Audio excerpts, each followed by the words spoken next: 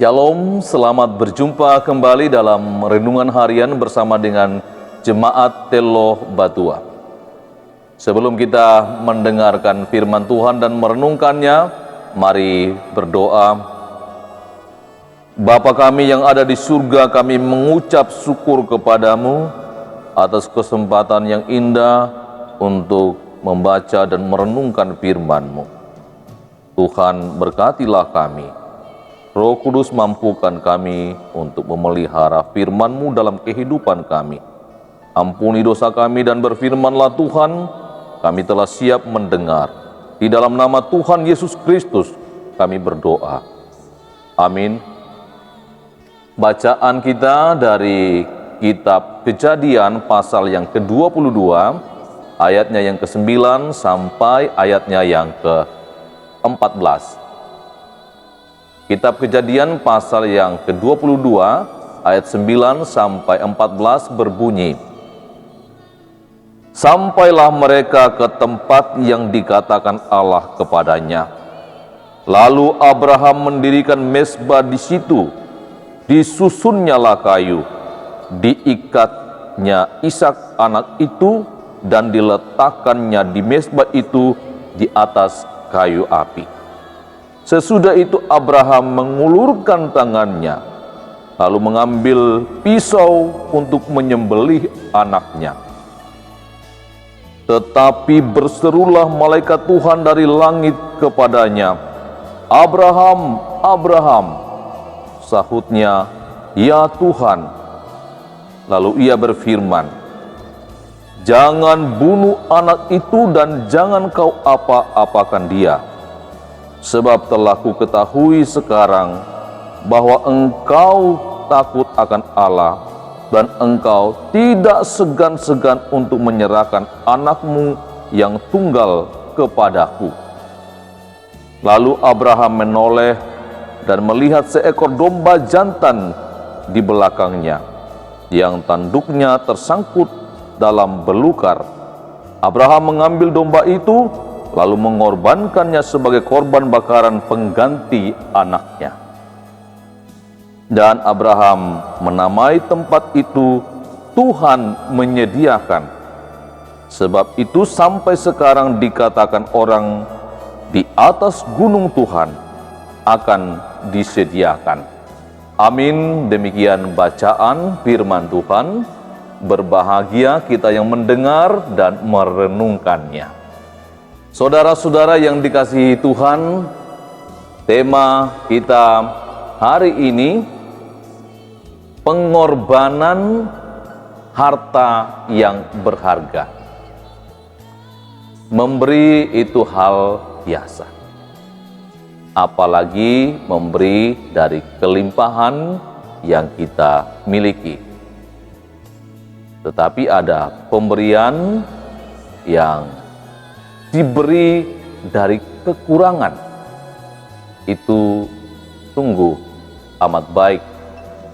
Tetapi ada satu permintaan yang jauh lebih berat dari itu, yaitu mempersembahkan anak tunggal. Mempersembahkan anak tunggal sebagai korban bakaran, itu sungguh sangat berat. Hanya orang yang memiliki iman, yang memiliki hubungan yang akrab dengan Allah, yang dapat melakukan itu dengan tulus hati, dengan rela hati. Seperti yang dikisahkan dalam teks bacaan kita, Kejadian pasal 22 ayat 9 sampai 14. Di mana Abraham berhadapan dengan pengorbanan yang berat, harta yang terindah, yaitu anak laki-laki yang diperolehnya pada masa tua, anak perjanjian diminta oleh Allah untuk dijadikan persembahan, bahkan persembahan korban bakaran, yaitu korban yang harus dipotong dan dibakar habis sebagai persembahan kepada Allah. Ini berat, Apalagi yang harus melakukannya itu adalah Abraham sendiri, ayahnya. Karena itu, ketika Abraham melakukan itu, Allah melihat kesungguhan hatinya. Ia tidak segan-segan memberi putranya untuk dijadikan korban bakaran bagi Allah.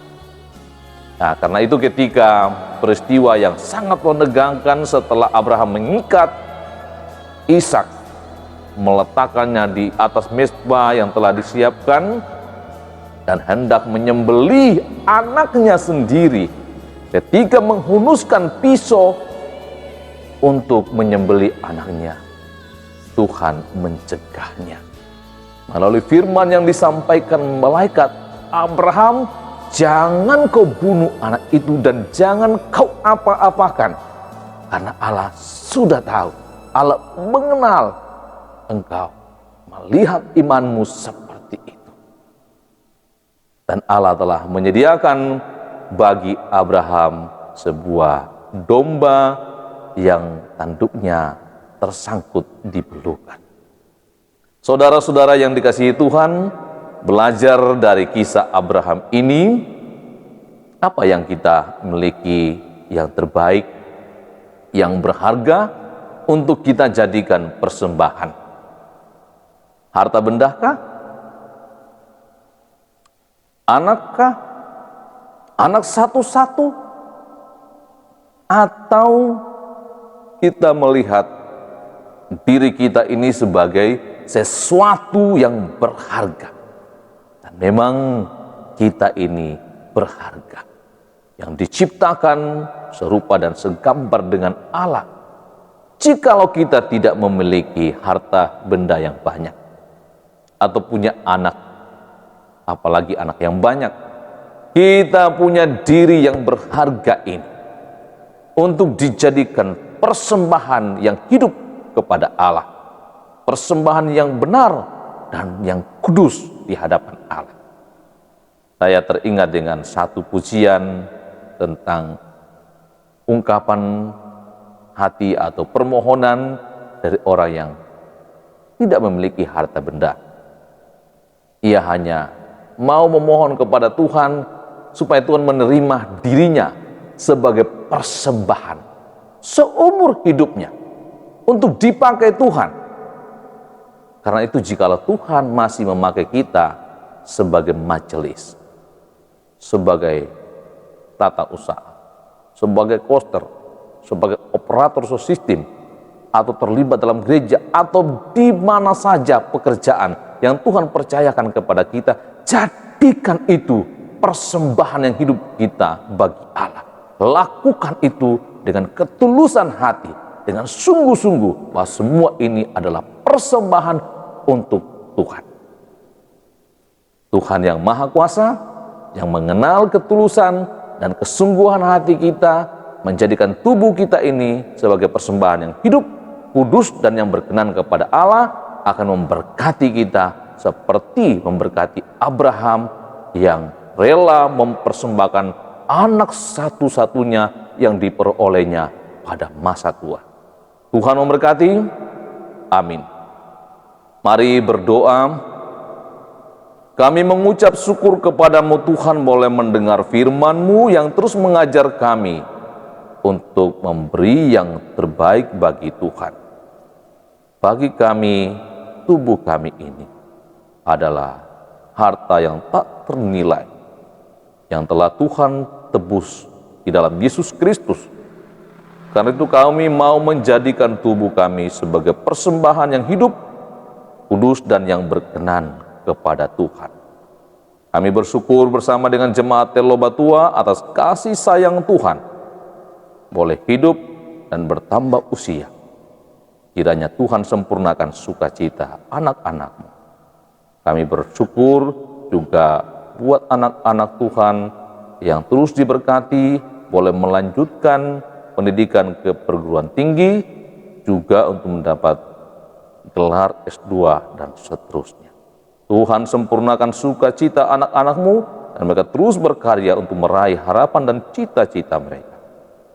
Kami berdoa bagi jemaat yang bergumul karena sakit, baik yang dirawat di rumah sakit Hermina, di rumah sakit Stella Maris, maupun di rumah sakit Wahidin. Mohon pemulihan dari Tuhan kepada mereka semua, sehingga mereka yang sakit itu mendapat pemulihan, karena Tuhan, nama Tuhan dimuliakan. Begitu pula sahabat-sahabat dunia maya yang mengikuti renungan dan doa ini, jikalau mereka lemah, kuatkan, dan jikalau mereka sakit, Tuhan pulihkan. Yang berduka, Engkau hiburkan.